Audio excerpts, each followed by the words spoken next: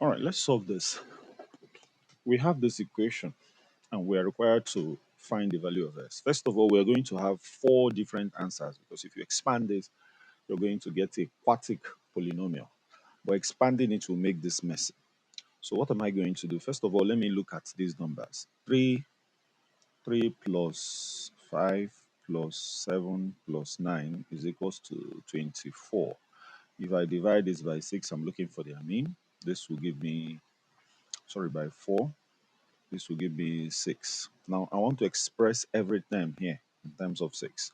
So I'm going to rewrite this as x plus, this is 6 minus 3 into x plus, this will be 6 minus 1 into x plus 6 plus 1 into x plus 6 plus 3 is equals to 9. Okay, so from here, I notice I have x plus 6 in all my brackets. So let me say, let's x plus 6 be equals to y. This is my equation 1. Watch out for this equation. I'll use it. Now, I will substitute it here, and I'm going to have here, what I will have here will be y minus 3 into y minus 1 into, this is y plus 1 into y plus 3 is equals to 9, right? Okay, so now rearranging this, I have that y minus 3 into y plus 3 as this. This is y minus 1 into y plus 1 is equals to 9. Now what do you notice? I have difference of 2 squared. So here, this is y squared minus 3 squared into y squared minus 1, 1. Yeah, is equals to 9, right? So now, this is y squared minus 9 into y squared minus 1 is equals to 9. Once again, I'm going to find the mean of 1 and 9, and that's 5. So I want to express what I have here in terms of 5. So I'm going to write this as y squared minus, open bracket, 5 plus 4, that will give me 9. I'm using it because that's the mean of 1 and 9. Again, this is y squared minus, this is 5 minus 4.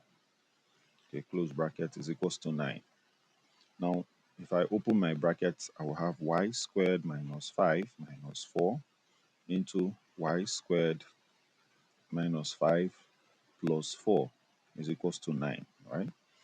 Now, once again, I want to represent this y squared minus 5 with something else. Okay, let's say, let y squared minus 5 be equals to z.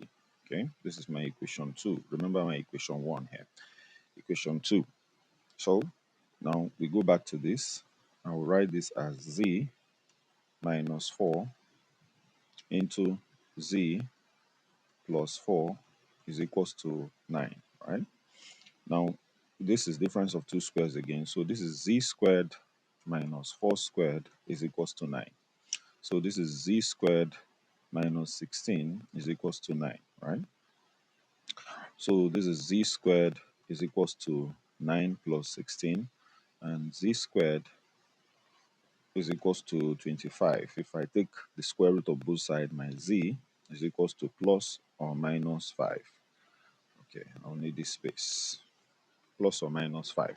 So I found my z. Now let me go back to my equation 2, this equation 2, where I have that y squared minus 5 is equals to z. So there are two parts to it.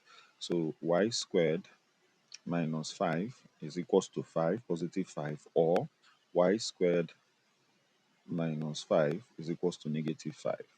So here, transpose this, you have that your y squared is equals to 10 here, and here you have that y squared is equals to, transpose this, 0. So I have two answers from here. Y is equals to 0 and y is equals to 0 because the square of two numbers.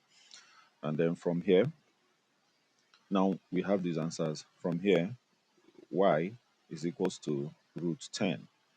Now, let's go back to equation 1. Our equation 1 is x plus 6 is equals to y. That's equation 1.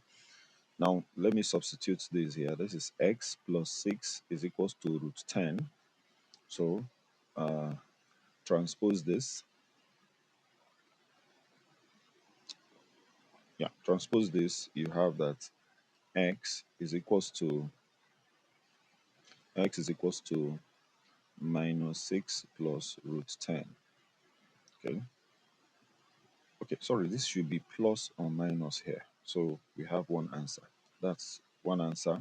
Also, x plus 6 is equals to minus root 10. If you transpose this, you have that x is equals to minus 6 minus root 10. So this is another answer. So what of when y is 0 here? So you have x plus 6 is equals to 0. So if you transpose this, you have that x is equals to minus 6.